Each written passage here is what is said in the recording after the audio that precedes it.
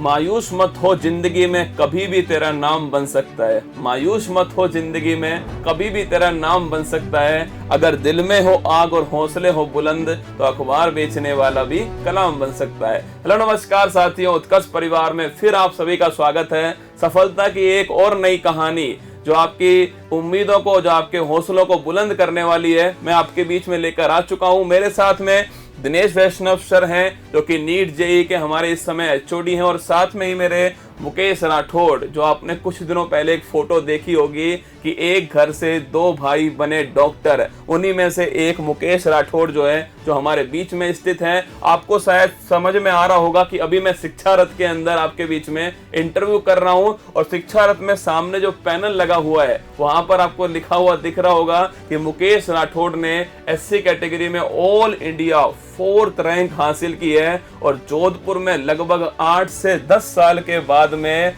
कोई बच्चा एम्स के अंदर, और वो भी दिल्ली के अंदर जाने वाला है। सबसे पहले तो मुकेश, बहुत बहुत बधाई आपको, और दिनेश वैष्णव सर, आपको भी बहुत बहुत बधाई। आपकी टीम ने वो कर दिखाया सर। बिल्कुल, थैंक यू सर। इस बच्चे ने मेहनत की, उत्कर्ष का एकेडमिक्स, उत्कर्ष के मॉड्यूल, स्टडी मटेरियल, जिसके कारण ये बच्चा ये लक्ष्य हासिल कर पाया। इसके माता पिता का आशीर्वाद, इन सभी के कारण। दिनेश सर, हम पहले भी मुकेश के घर गए थे, लेकिन मैं एक बार अलग से फिर इंटरव्यू इसलिए करने आया हूँ, जो तैयारी 2023 में कर रहे हैं, उनको कुछ ऐसी टिप्स इस इंटरव्यू से मिल जाएं कि उनके अंदर आमूलचूल परिवर्तन आए, उनको एक नई दिशा मिल जाए। इसलिए हम आज यहाँ पर उपस्थित हुए हैं। तो मुकेश, सबसे पहले तो मैं आपसे पूछना चाहूंगा कि आपको उम्मीद थी कि आप एम्स दिल्ली के अंदर जाने वाले हो? मुझे सिलेक्शन की तो उम्मीद थी, लेकिन एम्स दिल्ली की उम्मीद नहीं थी। लेकिन आखिरी में टेस्ट, शॉर्ट नोट्स, रिवीजन की वजह से वापस एम्स दिल्ली तक का सफर तय हो पाया। एम्स तो आप कब, मैं चाहूंगा कि एक बार आप अपने आप के बारे में, अपने बारे में जो भी आपकी जर्नी रही है, जो भी आपका सफर रहा है, उसे सभी को बता दीजिए एक बार, जो भी आपने पिछले 2 साल में जो भी किया है। मैंने 11th मतलब 2020 में उत्कर्ष को ज्वाइन कर लिया था नीट की तैयारी के लिए। उसके बाद से regular test, revision, short notes, इसकी वजह से मार्क्स इंक्रीज होते रहे, और आखिरी में नीट तक मॉक टेस्ट। मेरी बायो थोड़ी कमज़ोर थी, तो मैंने उस पर तो ज़्यादा ध्यान दिया, उसके ज़्यादातर मॉक टेस्ट दिया, और इसकी वजह से एम्स दिल्ली तक था। मुकेश सिंह, बड़ी अच्छी बात बोली है सर कि मेरी बायो बहुत कमज़ोर थी, तो मैंने उस पर ज़्यादा ध्यान दिया। होता क्या है सर, स्टूडेंट जो कमज़ोर पार्ट होता है ना उसका, उससे वो भागता है। वो सोचता है कि इसको छोड़ दीजिए, मजबूत पे पकड़ बनाया जाए, पर सिलेक्शन तो तीनों से ही होना है। नहीं, इसके 11th में था सर। 11th में फिजिक्स, केमिस्ट्री में इसके ज्यादा मार्क्स आया करते थे, और बायो में कम मार्क्स रहा करते थे। उसके बाद 12th में इसने बायो में भी बराबर से ध्यान दिया। बायो में एक्स्ट्रा इसने जो है अच्छे से मेहनत की, और बायो में भी ये बराबर मार्क्स फिजिक्स केमिस्ट्री के लेके आया। तो मुकेश, कितने मार्क्स है टोटल मिलाकर? टोटल 690 है, जिसमें से 350 बायो में, 175 केमिस्ट्री और 165 फिजिक्स। तो टोटल मिलाकर 720 में से 690 मार्क्स। बिल्कुल सर, कितने सालों बाद हुआ है जोधपुर में? हाँ, मतलब एम्स दिल्ली तो सर ये मान लीजिए काफी अरसे बाद बच्चा जोधपुर से यहाँ से जा रहा है। और 12th के साथ सर बड़ी बात है कि 12th के साथ इस बच्चे ने जो है एससी कैटेगरी में 4th रैंक जो है वो बनाई है। ये बड़ी बात है। बिल्कुल। तो मुकेश, सबसे पहली बात तो परिवार का कितना सहयोग रहा इस सफर में? परिवार का तो सर बहुत, पापा, मम्मी, ताऊ जी, ताई जी, सबका बहुत सहयोग रहता है। मेरे पापा ऐसे ई मित्र, और हमारी एक कपड़े की शॉप है, तो साथ में वो भी थोड़ा बहुत, लेकिन मम्मी पापा ने बहुत सपोर्ट किया है हर चीज़ में।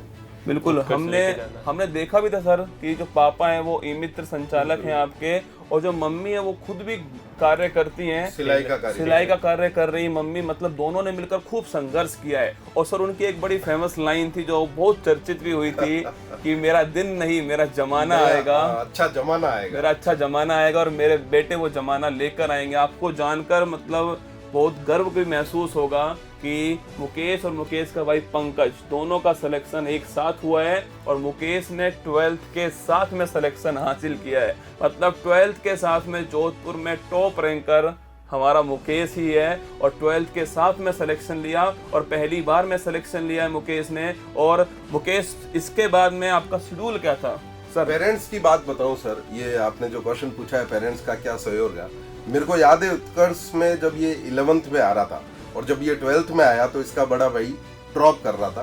तो सुबह तो इसके फादर बड़े भाई को छोड़ने आते 8:30 बजे इंस्टीट्यूट, 1:30 बजे उसको लेने आते। उसके बाद शाम को 4 बजे जब इसकी क्लास स्टार्ट होती तब छोड़ने आते, जब इसकी क्लास खत्म होती तो इसे लेने आते। ये देखिए, ये होता है पिता का सम्मान। बिल्कुल सर, केवल सफलता मुकेश ने नहीं सर, सफलता मुकेश, मुकेश के फादर, पेरेंट्स और मुकेश के टीचर, सब ने सर सफलता हासिल की है। सफलता में अकेले एक व्यक्ति का हाथ हो ही नहीं सकता।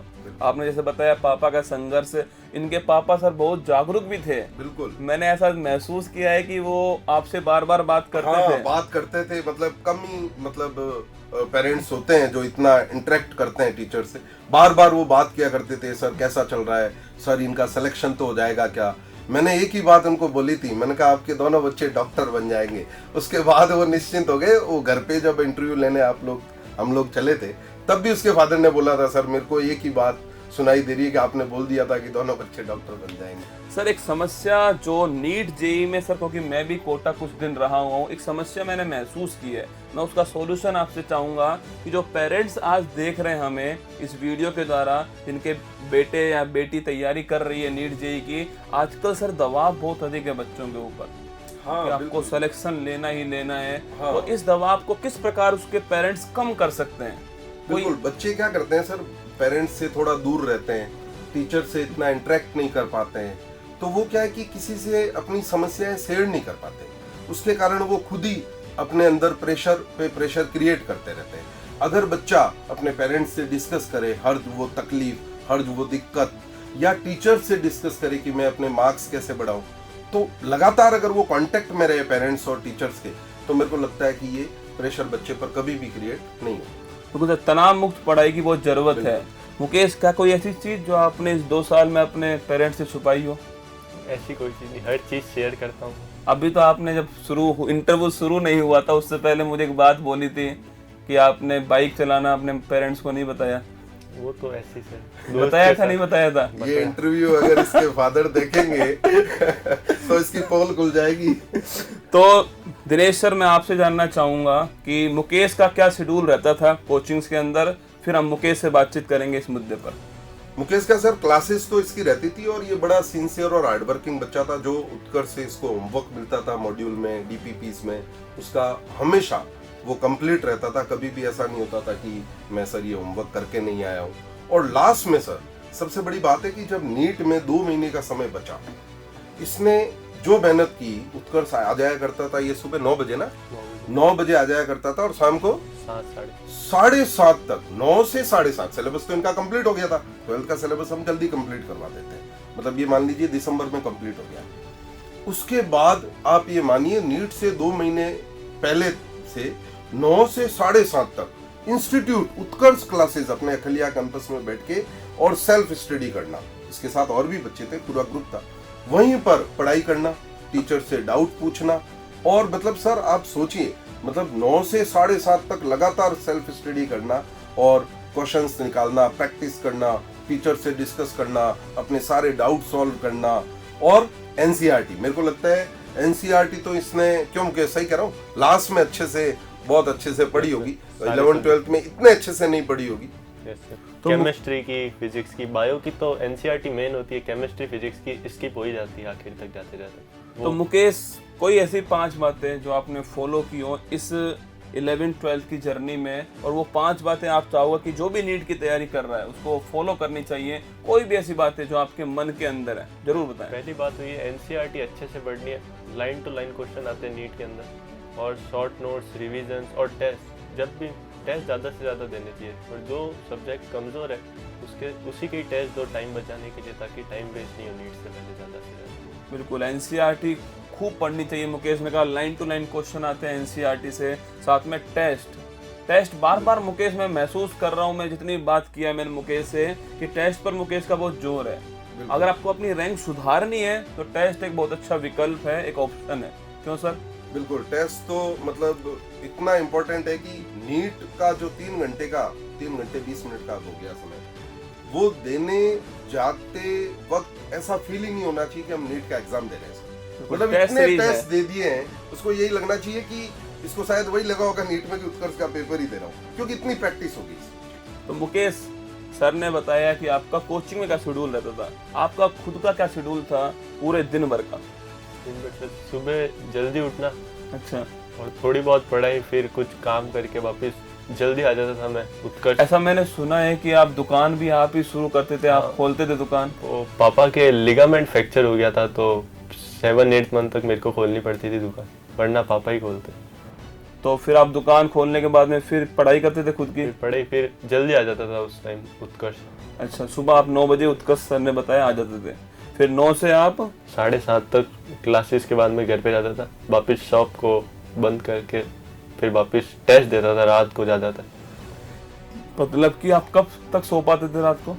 मैं सर ऐसे तो मेरे को जल्दी सोना अच्छा लगता है 10 o'clock तक, लेकिन नीट से 1 महीने तक मैं 1 बजे तक सोता था, टेस्ट देता था, क्योंकि मेरा पढ़ने का मन नहीं होता था रात को, तो टेस्ट दे देता था। मतलब कि मुकेश ने एक बात बोली सर कि दुकान शुरू करना, फिर अपना सर पढ़ाई का काम करना, फिर वापस दुकान को बंद करना और फिर वापस जाकर के टेस्ट देना। मतलब सर सफलता केवल दिख जाती है एक दिन सर, और उसके पीछे का जो संघर्ष होता है, जो मेहनत होती है, केवल बच्चे की नहीं सर, माँ बाप की मेहनत, आप लोगों की मेहनत होती है, वो एक लंबा सफर है सर। बिल्कुल। और एक बात मुकेश ने सर बहुत अच्छी बोली है कि जैसे इसने बोला कि रात को जब नींद का समय होता है, उस समय अगर आप पढ़ने बैठ जाए, थ्योरी पढ़ने बैठ जाए, तो हो सकता है वो नींद आ जाए। पर इसने अच्छी बात बोली कि उस समय मैं एक टेस्ट दे देता था, तो मेरा समय का प्रॉपर यूटिलाइजेशन होता। तो दिनेश सर, मैं आपसे पूछना चाहूंगा और मुकेश से बातचीत करूंगा कि आजकल ऑफलाइन के साथ में ऑनलाइन कोचिंग का ट्रेंड लगातार बढ़ रहा है, और कोविड-19 ने सर अनिवार्य कर दिया ऑनलाइन कोचिंग को। आपके अनुसार ऑनलाइन कोचिंग कितनी जरूरी है एक बच्चे के लिए? बिल्कुल सर, जैसे कोविड में हम लोगों ने, उत्कर्ष ने जो है ऑनलाइन कोर्सेज लॉन्च किए थे, उस समय भरपूर बच्चों ने फायदा उठाया था हमारे ऑनलाइन कोर्सेज का।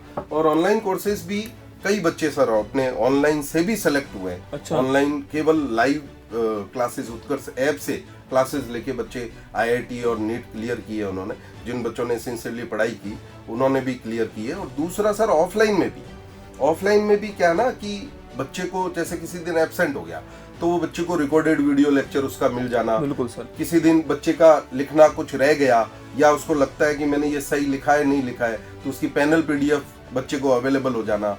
तो ये सारी फैसिलिटी जो है, मतलब अभी हाइब्रिड मॉडल भी काफी चल रहा है कि ऑफलाइन के बच्चों को ऑनलाइन वाली भी सारी फैसिलिटी। हाइब्रिड मॉडल बहुत जरूरी कहा सर आपने, क्योंकि फिजिक्स, केमिस्ट्री, बायोलॉजी सारा कंसेप्ट बेस है, और जरूरी नहीं कि हर कंसेप्ट एक बार में समझ में आ जाए सर। कुछ ऐसी बातें होती है जो पेपर टाइम में रिवीजन करने की जरूरत पड़ती है, तो पूरा ना पढ़ करके टॉपिक वाइज उसको सीधा पढ़ लिया जाए। बिल्कुल, स्पीड बढ़ा के बच्चा रिवाइज कर सकता है, स्पीड बढ़ाकर रिवाइज कर लिया जाए। और सर सोचिए, जो बच्चा नहीं आ सकता ऑफलाइन पढ़ने के लिए, उसके लिए तो ऑनलाइन वरदान की तरह है। भारतवर्ष से बच्चे उत्कर्ष में जुड़े ही हैं अपनी ऐप से, वो उस समय तो सर ऑनलाइन वरदान की तरह हो जाएगा। और पेपर के टाइम पे सर बच्चा कोचिंग जा नहीं सकता, कोचिंग समाप्त हो चुकी है, तो घर पर रिवाइज भी कर सकता है। बिल्कुल, क्योंकि हम MCQ बैच चलाएंगे, तो ऑनलाइन सर एक जरूरी चीज है। मुकेश, क्या आपने ऑनलाइन का फायदा उठाया?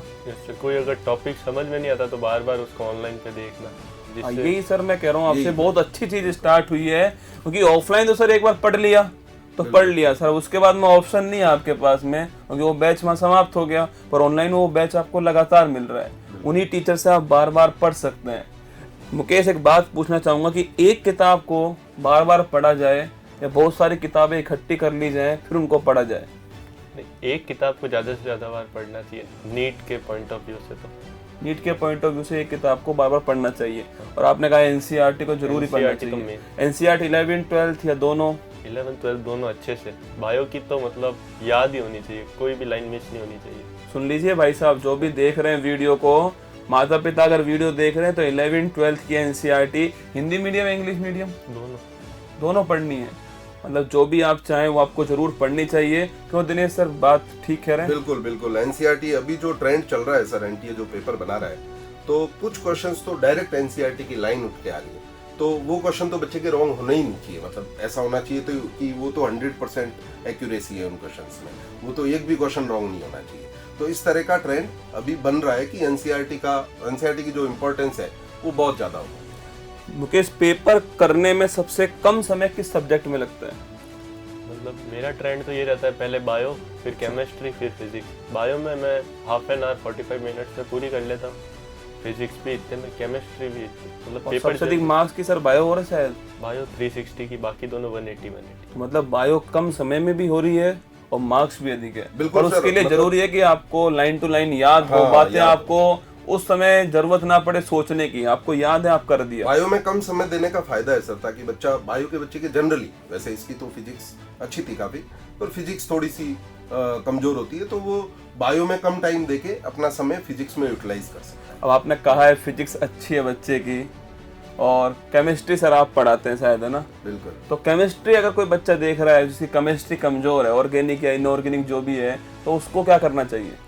सर केमिस्ट्री के लिए केमिस्ट्री की अप्रोच, हर सब्जेक्ट की क्या है, साइंस है वैसे तो, बिल्कुल। पर हर सब्जेक्ट की अप्रोच अलग होती है। जैसे फिजिक्स की अलग अप्रोच है, बायोलॉजी की अलग अप्रोच है, और केमिस्ट्री की अलग अप्रोच है। अगर बच्चे को फील आ जाए, बच्चे को पता चल जाए कि इस वे से मेरे को क्वेश्चन सॉल्व करने हैं, ये अप्रोच है जिससे क्वेश्चन सॉल्व होंगे, या ये तरीका है, क्योंकि केमिस्ट्री में कंटेंट बहुत इंपॉर्टेंट होता है सर, कि कंटेंट क्या टीचर डिलीवर कर रहा है, क्या बच्चा ग्रास्प कर रहा है, ये ज्यादा इंपॉर्टेंट है। जिससे क्या है कि अगर उसको एक बार केमिस्ट्री में फील आ गई तो वो केमिस्ट्री से कभी डरेगा नहीं। बिल्कुल, केमिस्ट्री में फील आना भी चाहिए सर, चाहे केमिस्ट्री चाहे पढ़ने वाली हो चाहे वैसे हो सर। केमिस्ट्री के साथ केमिस्ट्री बैठनी चाहिए। बिल्कुल, केमिस्ट्री के साथ केमिस्ट्री बैठनी ही चाहिए। मुकेश, मैं एक वीडियो आपको अभी मैं दिखाने वाला हूँ आपको, और मुकेश को भी एक वीडियो दिखाता हूँ। जब मैं घर पर गया था मुकेश के, और मुकेश के भाई से मैं बातचीत कर रहा था, पंकज से, तो पंकज ने मुकेश के लिए बहुत ही मतलब मार्मिक कहते हैं ना, जिसको दिल में बैठने वाली बात कही थी, वो मैं अभी आपको दिखाता हूँ, देखिएगा। तो पंकज, आपको कैसा लग रहा है? दोनों भाई सेलेक्ट, एक साथ डॉक्टर। सर खुशी तो है, पर मेरे से ज्यादा खुशी मुकेश के लिए है कि उसका सेलेक्ट हो गया वो भी। ये बड़ा भाई है। ये बड़ा भाई। अच्छा, आप बड़े भाई हो? हाँ। तो मतलब सोच रहे हो आप, बड़े भाई की दो खुशी है यहाँ पर। खुद तो सेलेक्ट हुआ हूँ, पर इससे अधिक खुशी मुझे छोटे भाई की है कि उसको एम्स दिल्ली जो है वो मिलने जा रहा है। क्या बात है, मतलब यही तो परिवार है जो मैं आपको दिखाने जा रहा हूँ, यही संघर्ष है जो आपको हम दिखा रहे हैं यहाँ पर।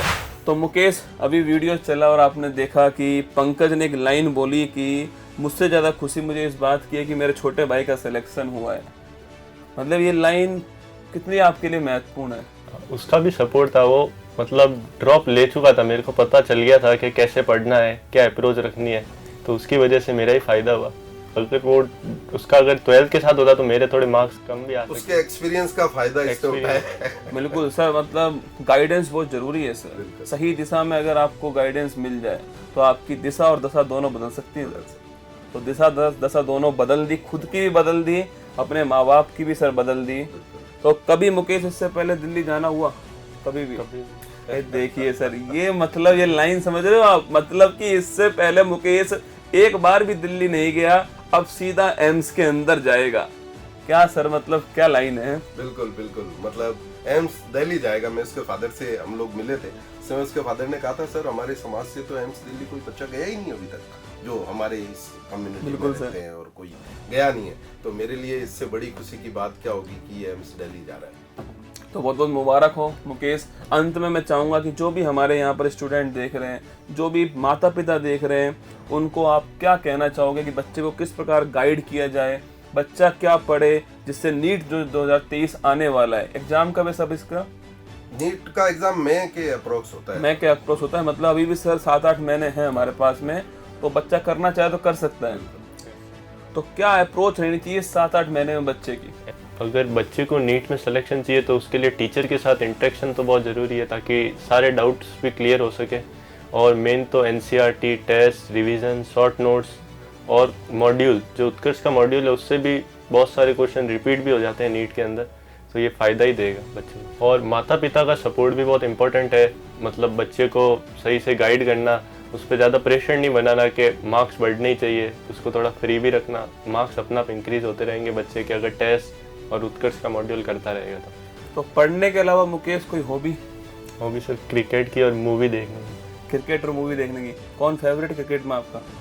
विराट कोहली। विराट कोहली। सर विराट कोहली का नाम लिया है, मतलब सर 3 साल तक लगातार मतलब सेंचुरी नहीं लगाई, और फिर सर जब लोगों ने बहुत कुछ कहा उनके बारे में सर कि अब विराट जो है अब समाप्त हो चुका है, विराट का समय समाप्त हो चुका है, तो विराट ने फिर वापस से सेंचुरी लगाई, गिरकर उठना। मतलब सर ये भी अपने आप एक मोटिवेशन है। और मूवी कौन सी अच्छी लगती है? कोई फेवरेट मूवी जो अब तक की आपकी अच्छी लगी हो? केजीएफ। KGF, क्या बात है, मतलब कुमार गौरव। तो कुमार गौरव फैमिली मतलब KGF, क्या बात है, मतलब मोटिवेशन है एक तरह से ना। तो बहुत अच्छी बात है। तो मेरी तरफ से बहुत बहुत हार्दिक बधाई मुकेश को। अंत में दिनेश सर, आप क्या बच्चों को टिप्स देना चाहोगे? बिल्कुल सर, मुकेश की तरह ही सबको सिंसियरली पढ़ना चाहिए। जैसा मुकेश ने बताया, एनसीईआरटी बहुत ज़्यादा इंपॉर्टेंट है। आप अपने टीचर से इंटरेक्ट करते रहिए, आपके जितने भी डाउट है वो सॉल्व करते रहिए और सिंसियरली पढ़ते रहिए सर, बच्चे जरूर नीट निकालें। एक बात हो रही है, कभी कभी डिमोटिवेट तो होता होगा मुकेश, कभी कभी तो जैसे मार्क्स कम आ गए मान लो एग्जाम्स के अंदर, पेपर्स के अंदर, तो डिमोटिवेशन तो आता होगा कि यार, तो उस समय क्या करना चाहिए बच्चे को? सर टीचर से बात करनी बहुत इंपॉर्टेंट है। वो आपको बताएंगे कैसे पढ़ना है, क्या अप्रोच रखनी है जिससे मार्क्स कम नहीं हो, बढ़ते ही रहे। मतलब बिल्कुल हार नहीं मानना उस समय, मायूस नहीं होना है। कि अभी मैंने सर शुरुआत में एक लाइन बोली थी कि मायूस मत हो, कभी भी तेरा बदल सकता है, एक अखबार बेचने वाला भी कलाम बन सकता है। तो मायूस नहीं होना चाहिए, जिंदगी में संघर्ष करते रहना चाहिए। और विद्यार्थी जीवन एक संघर्ष ही है, ये समस्याएं नहीं है सर, ये संघर्ष है। और अब सोचिए आप, उस संघर्ष में जब सफलता मिलेगी तो कितना मजा आने वाला होगा। मुकेश पहली बार दिल्ली जाएगा और सीधा एम्स के अंदर जाएगा, ये मुकेश का लक्ष्य था और आज लक्ष्य की खोपड़ी में मुकेश ने छेद किया। हम सबकी तरफ से आप सबको भी नीट की 2023 की बहुत बहुत शुभकामनाएं। आप सब भी अपने लक्ष्य को प्राप्त कीजिएगा, अपने माँ बाप का नाम रोशन कीजिएगा, जमकर मेहनत कीजिए। आप सभी को हम सब की तरफ से ऑल द बेस्ट।